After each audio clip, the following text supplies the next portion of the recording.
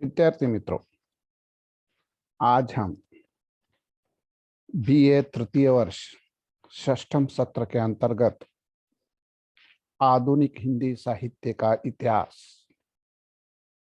Paper number 14 के अंतर्गत से नई कविता का अध्ययन करने जा रहे हैं।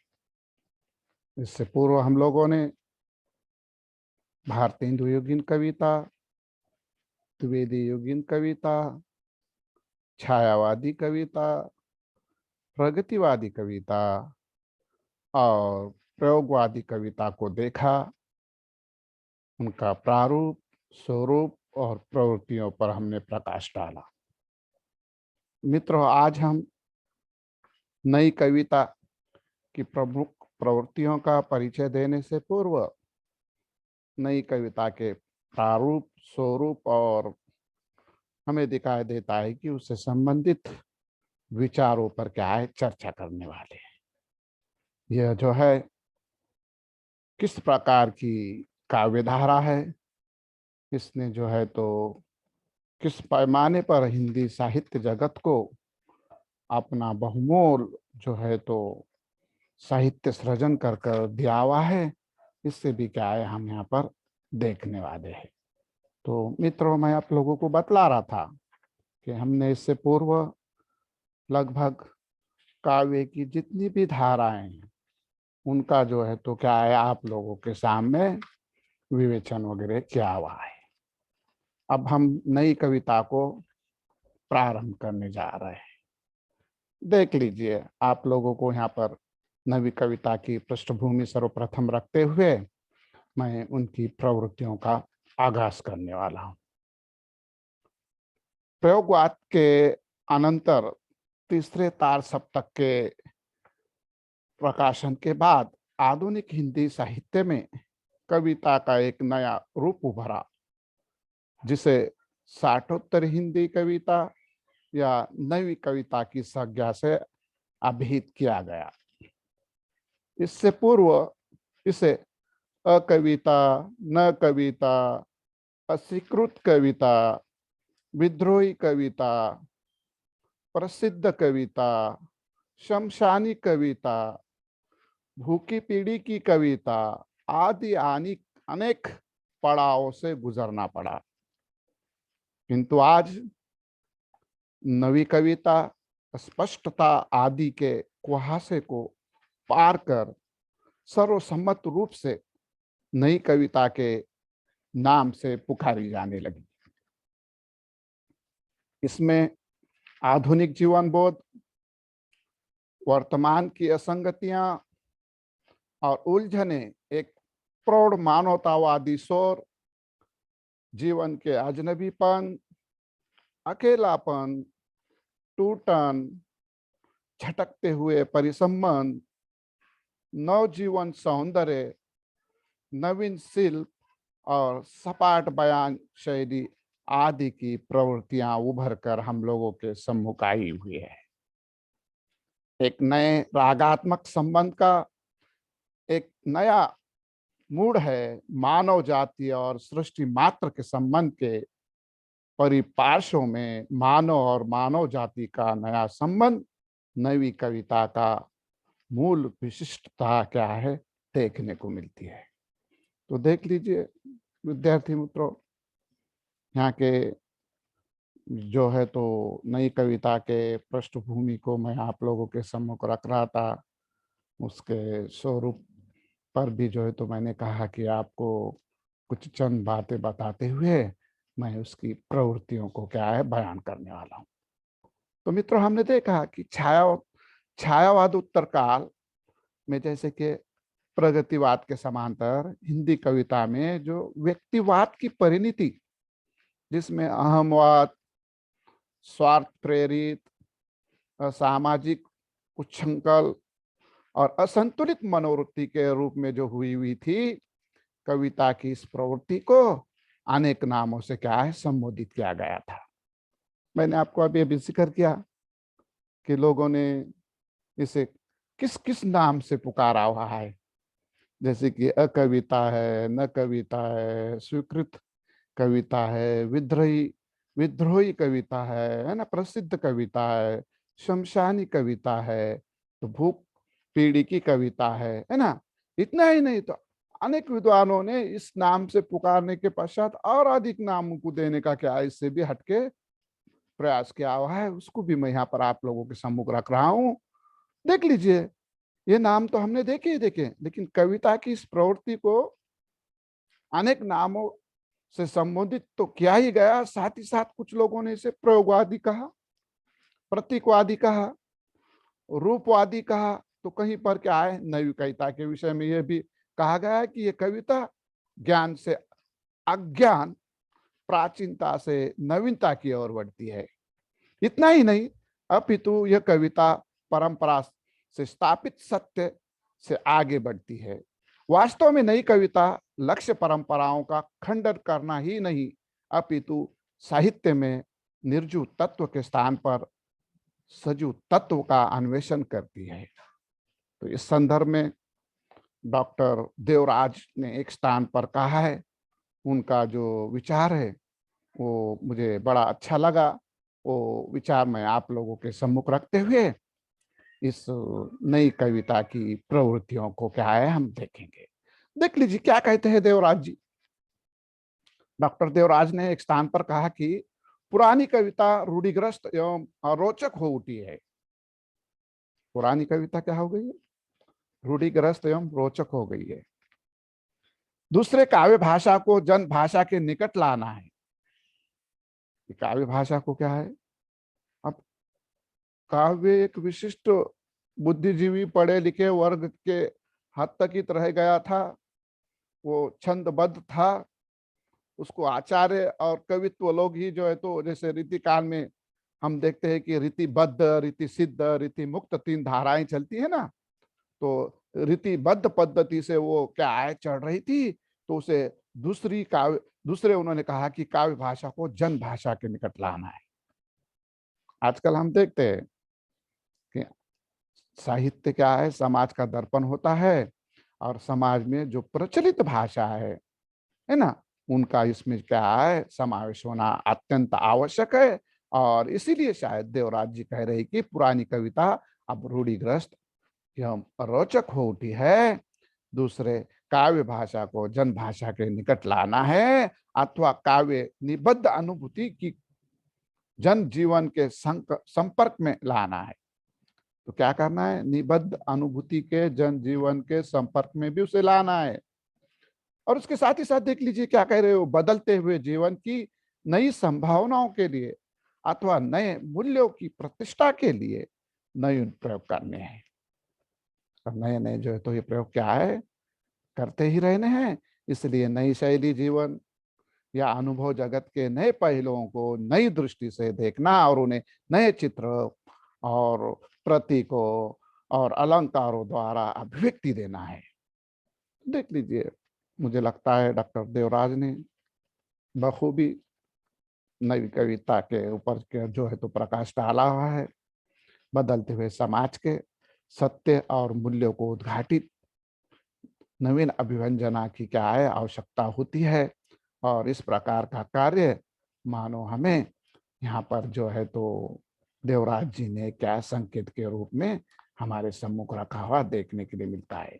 तो देख लीजिए मित्रों, हम यहाँ पर डॉक्टर बाबा साहेब अम्बेडकर विश्वविद्यालय ने हमारे पाठ्यक्रम में भी अंतिम वर्ष के अंतर्गत आधुनिक हिंदी साहित्य का जो भाग रखा हुआ था, उसके पाठ्यक्रम में से हम जो है तो क्या है नई कविता का ये जो है तो क्या है यहाँ पर आप लोगों के सामने जो है तो प्रवृत्तियों का जो है तो क्या है उद्घोष कर रहे हैं, उसको जो है तो स्पष्ट कर रहे हैं, वो आप लोगों के सम्मुख रख रहे हैं, ताकि आपको हिंदी साहित्य अवगत हो, हिंदी साहित्य से आप जो है तो क्या है परिचित हो, और हिंदी साहित्य को स्थूल रूप से समझने की आप में क्या है क्षमता निर्माण।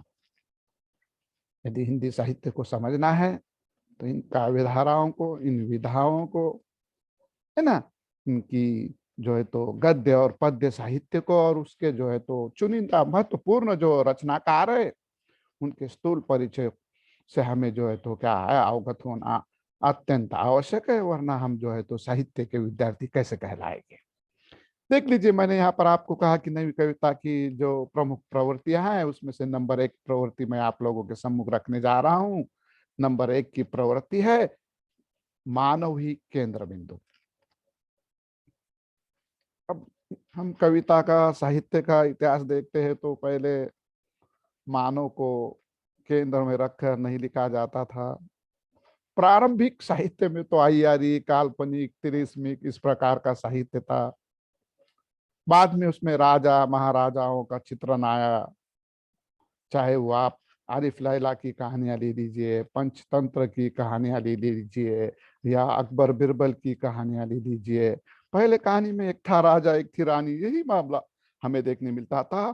मानव को केंद्र बिंदु, और वो भी आम इंसान को साहित्य के केंद्र पे रखकर उसका जो है तो चित्रण बड़े पैमाने पे आधुनिक काल में हुआ चाहे चाहे वो गद्य साहित्य हो या पद्य साहित्य हो, इसमें हमें देखने के लिए मिलता है। ये आधुनिक साहित्य की क्या है, बड़ी विशेषता है। तो मानव ही केंद्र बिंदु है। नई कविता के कवियों की जो प्रवृत्ति है उसमें की पहली प्रवृत्ति मैं बतला रहा था, मानव ही क्या है, केंद्र बिंदु है। नई कविता में मानव के वैसे उन्होंने दो रूप चित्रित किया है। एक रूप में मानव व्यक्ति पर आग्रह है, उसके व्यक्तित्व के विकास और उसके मन की पहचान, उसकी राग विरागात्मक वृत्तियों को समझना आदि उसमें शुमार है। तो दूसरे रूप में मानव समष्टि पर आग्रह है, इसमें उसके सामाजिक व आर्थिक संबंधों चर्चा व्यापक परिपार्श्व में की गई है। आज का कवि आधुनिक हिंदी साहित्य में एक ऐसे मानव, जिसे हम लघु मानव कहते हैं ना, तो ऐसे मानव की स्थापना करना चाहता है जो समाज की कुरूपताएं, कलुषताएं, रूढ़ियों और खोखली परंपराओं के प्रति तीव्र क्या है, विरोध कर एक स्वस्थ समाज जीवन दर्शन को तलाशने और उसके अनुरूप इतिहास निर्माण करने की चेष्टा का प्रयास कर रहा है। देख लीजिए, साहित्य में हमें दिखाई देता है कि ढोंग ढकोसले, भाई आडंबर, दिखावा। सर्वप्रथम कबीर ने इस पर जो है तो आघात किया हुआ है। जात पात, है ना, तो इन बातों को ये नहीं मानते। मानव ही केंद्र में वो मानते हैं, और उसके भी दो रूप मानते हैं, एक वैयक्तिक और दूसरा सामाजिक। व्यष्टि, दूसरा समष्टि, है ना। इस प्रकार का रूप हमें क्या है, इन नई कविता के कवियों के प्रवृत्तियों के अंतर्गत देखने के लिए मिलता है। और गिरिजा कुमार माथुर के भोर एक लैंडस्केप में भावी उज्जवल मानवता की आशा का जो है तो चित्रण हुआ है। गिरिजा कुमार माथुर की जो कविता है, क्या नाम है, भोर एक लैंडस्केप में जो है तो भावी उज्जवल मानव की आशा दिखाई देती है। तो देख लीजिए उनकी पंक्तियां किस प्रकार की, मैं आप लोगों के सम्मुख रख रहा हूं कि अब युग की अंधियारी रजनी मिटने को है। अब युग की अंधियारी रजनी मिटने को है, जन रवि का अग्र प्रकाश चरण अंकित हो रहा है धरा के मैले आंचल पर, जिसमें मानवता छुपी धूप बन सोती है। देख लीजिए, गिरिजा कुमार माथुर जी ने जो है तो क्या है, अपनी काव्य पंक्तियों के माध्यम से मानव को केंद्र में रखते हुए उसकी मानवता जो छुपी हुई है वो कैसी धूप बनकर, जैसे सूर्योदय हो जाता है, सूरज निकलने के बाद अंधियारा का जैसे मिट जाता है ना, और चौर जो है तो सूर्य प्रकाश होता है, उसी प्रकार क्या है मानवता की छुपी बन, वो क्या है यहाँ पर उन्होंने इस पंक्तियों के माध्यम से संकेत दिया है। अगले एक विद्वान है, उनकी भी मानव की केंद्र बिंदु संबंधी जो प्रवृत्ति है उसके संबंध में जो है तो काव्य पंक्तियां हैं, वो मैं आप लोगों के सम्मुख रख रहा हूं। देख लीजिए, ये है सच्चिदानंद हीरानंद वात्स्यायन अज्ञे। ये अज्ञे के नाम से साहित्य में क्या है, प्रसिद्ध है। अज्ञे जी के मानव के जन कल्याण में स्नेहपूर्ण गर्व को अभिव्यक्त करते हुए व्यक्ति के समष्टि के हेतु समर्पित हो जाने के भाव को चित्रित किया है। देख लीजिए उनकी नदी के द्वीप, ये जो कविता है, और व्यक्ति और समष्टि, मैंने आपको बताया इससे पूर्व ही जो तो चर्चा करते समय कि किस प्रकार के महानों के दो रूप है, एक जो है तो व्यक्ति रूप है और दूसरा समाज रूप है। यहाँ पर उन्होंने व्यक्ति से क्या है समष्टि की और क्या है किस प्रकार का कार्य होता है। यहाँ द्वीप, और यह द्वीप अकेला स्नेह भरा। देख लीजिए उनकी नदी के द्वीप, मैंने जो है तो कविता आपको कही थी, उसके अंतर्गत की आगे जी की ये पंक्तियां हैं। वे क्या कह रहे, यह द्वीप अकेला स्नेह भरा है, गर्व भरा मदमाता पर, इसको भी पंक्ति को दे दो, इसको भी शक्ति को दे दो, इसको भी भक्ति को दे दो। देख लीजिए किस प्रकार की यहाँ इन्होंने जो है तो अपने पंक्ति के माध्यम से मानवीय दृष्टिकोण को प्रतिपादित करने का प्रयास किया हुआ हमें देखने मिलता है। विद्यार्थी मित्रों, हम आगे जो है नई कविता की प्रवृत्तियों के अंतर्गत दूसरी प्रवृत्ति और महत्वपूर्ण प्रवृत्ति को उजागर करने जा रहे हैं। देख लीजिए, इसे लिख लीजिए। कम से कम प्रवृत्तियां आप लिख लेते हैं तो उसका विस्तार करने, ये करने आपको क्या है आसानी जाएगी, सुविधा होगी। तो अनुभूति की सच्चाई तथा यथार्थवादी दृष्टि, नई कविता के जो विद्वान हैं, कवि है, इन्होंने अनुभूति की सच्चाई तथा यथार्थ दृष्टि, वास्तविकवादी चित्रण यहाँ पर उन्होंने क्या है कविता के माध्यम से हमारे समूह को क्या हुआ देखने के लिए मिलता है।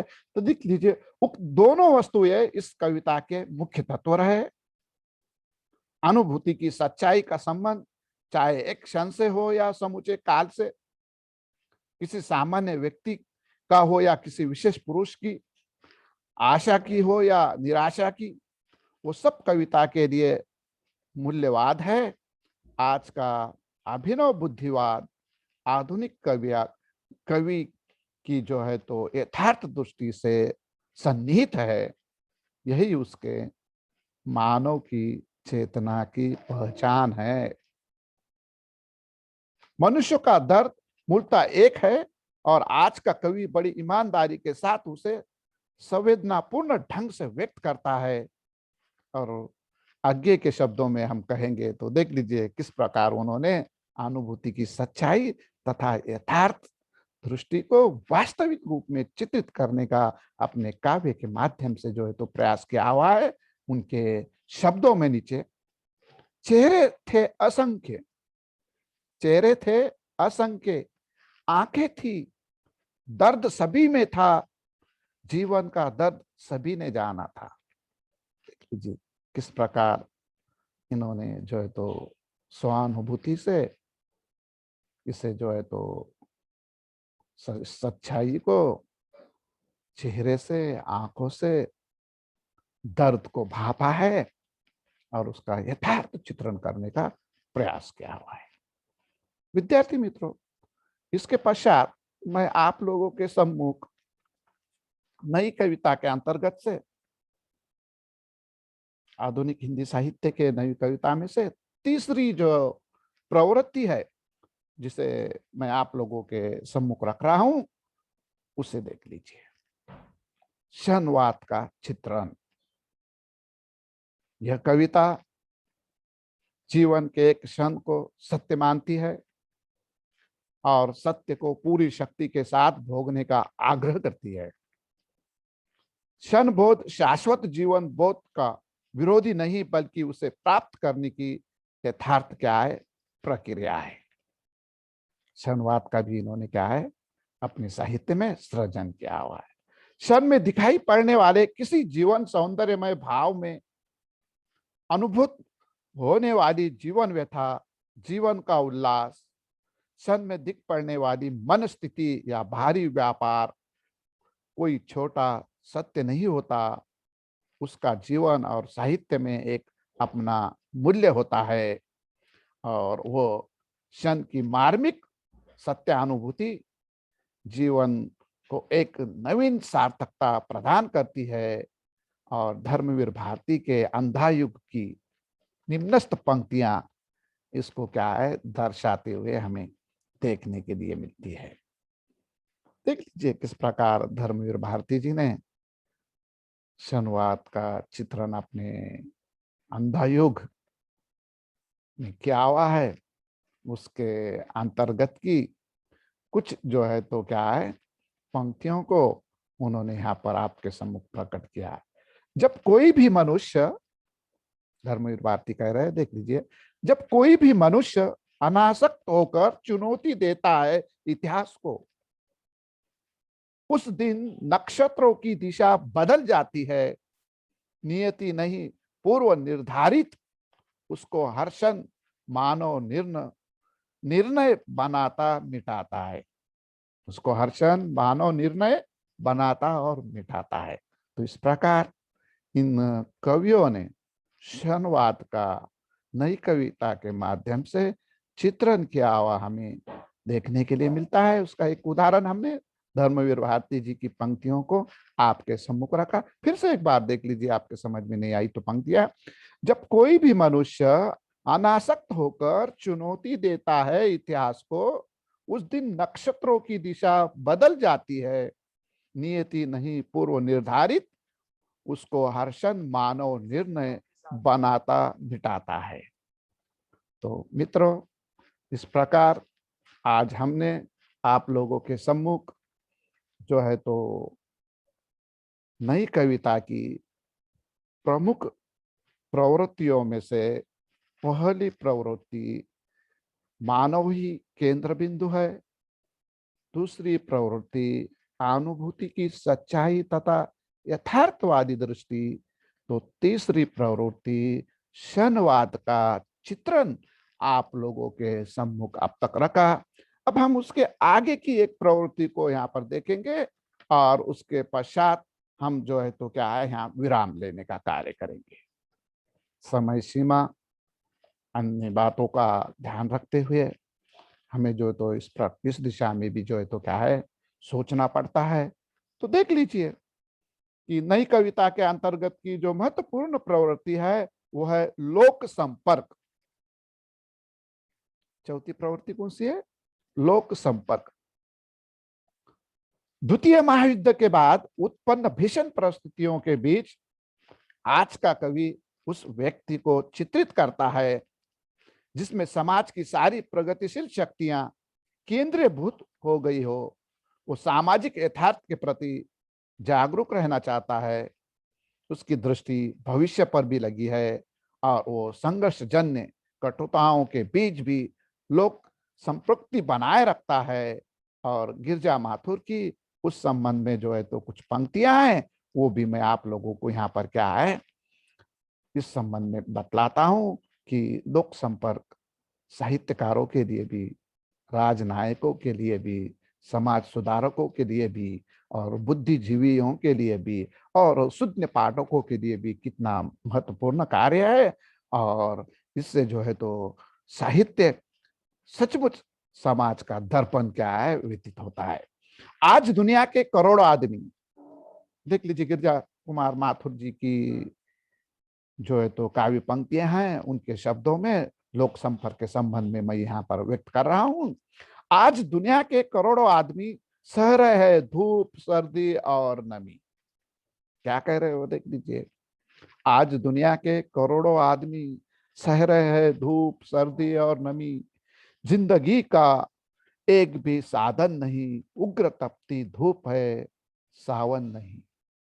देख लीजिए इस प्रकार से उन्होंने अपने काव्य में लोक संपर्क के पश्चात द्वितीय महायुद्ध के पश्चात, जो द्वितीय महायुद्ध में वित्त हानि, मानव हानि बड़े पैमाने पे हुई हुई थी, यानी रक्त रंजित माहौल था, सब त्राही त्राही मची हुई थी। और लोगों ने जो तो संपर्क में आकर इंसानियत के नाते मानवतावादी दृष्टिकोण से कार्य करने की क्या है आवश्यकता थी। और उस समय इस नई कविता के कवियों ने जो है तो ये कार्य करने का जो है तो हमें दिखाई देता है कि बीड़ा उठाया और इस दिशा में उन्होंने कार्य किया और इस दिशा में उन्होंने लिखा भी। और उनके ही शब्दों में मैं आप लोगों के सम्मुख रख रहा हूं। फिर से एक बार देख लीजिए आप।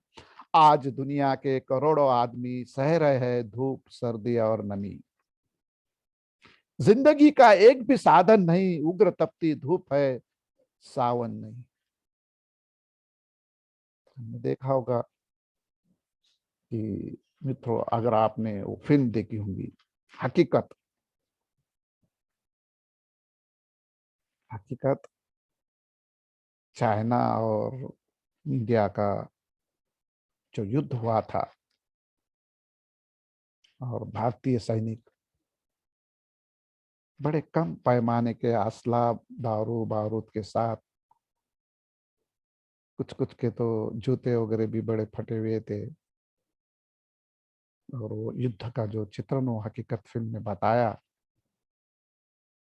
और किस प्रकार देश रक्षा के लिए हमारे जवानों ने कार्य किया हुआ था। और लता जी ने उस पर बड़ा अच्छा गीत गाया था। हर 15 अगस्त, 26 जनवरी को गुनगुनाया जाता है, ऐ मेरे वतन के लोग भर लो आंख में पानी, है ना। ये मैं पूरा गीत सुनाना नहीं चाहता हूँ, एक संकेत देना चाहता हूँ। दूसरे महायुद्ध के बाद जो है तो कितनी भयावह स्थिति हुई थी, वो जो है तो समाज की भी, और जो है तो क्या है हमें दिखाई देता है कि सैनिकों की भी, उसका भी जो है तो क्या है इन साहित्यकारों ने अपने साहित्य में जो है तो जिक्र किया हुआ है। नई कविता किसी वाद विशेष में फंसना नहीं चाहती है। वो आज जन विरोधी राजनीति की तीव्र आलोचना करती है। नए कवि का विश्वास है कि आज की राजनीति के जीवन के प्रत्येक क्षेत्र में ब्रह्मा के समान व्याप्त है, अतः कवि भी उससे अलग नहीं रह सकता। देख लीजिए, ये जो है तो किसी के झमेले में पढ़ने का उसका जो है तो क्या है कार्य नहीं करना चाहते। और किस तरह से इन्होंने जो है तो हमें दिखाई देता है कि अपने साहित्य में अन्य बातें न आते हुए, यानी राजनीति वगैरह इसकी भी उन्होंने क्या है तीव्र आलोचना की है। नई कवि का विश्वास ही है कि आज के राजनीति के जीवन के प्रत्येक क्षेत्र में ब्रह्मा के समान व्याप्त है, अतः कवि भी उनसे अलग नहीं रह सकता। आज के कवि को उसकी सड़ान भरी विडंबना को व्यंग्य नस्तर से दूर करना ही होगा। स्वयं धूमिल जी सड़क से संसद तक कविता संग्रह में उक्त तथ्य को सजो उदाहरण देते हैं। और हमने देखा है कि इससे पूर्व मुझे लगता है कि बीए द्वितीय वर्ष के अंतर्गत आधुनिक हिंदी कविता, इस प्रश्न पत्र में हमने जो है द्वितीय वर्ष में जो है इन धूमिल जी की जो है तो कविता के साथ ही साथ सारा जो तो संसद से सड़क हो या भाषा की रात हो, है ना, या उनकी परिचय के समय में, उनकी स्थूल जानकारी के समय में भी मैंने कहा एक आदमी रोटी खाता है, एक आदमी रोटी बेलता है, एक तीसरा आदमी भी है, ना वो रोटी खाता है ना बेलता है, वो रोटी से खेलता है। मैं पूछता हूँ ये कौन है? मेरी संसद मौन है। तो इस प्रकार की भी जो है तो काव्य पंक्तियां हमें लोगों से संबंधित कवियों ने जो है तो अपने साहित्य में उसको स्थान दिया हुआ देखने के लिए मिलता है। आज की नई कविता के लेखक प्राय मध्यम वर्गीय समाज से संबंध रखते हैं, अतः कई कवियों की रचनाओं में जो है तो हमें दिखाई देता है ग्राम परिवेश है, किंतु उसमें लेखक सर्वत्र संपर्क बनाए हुए भी क्या है दिखाई देता है।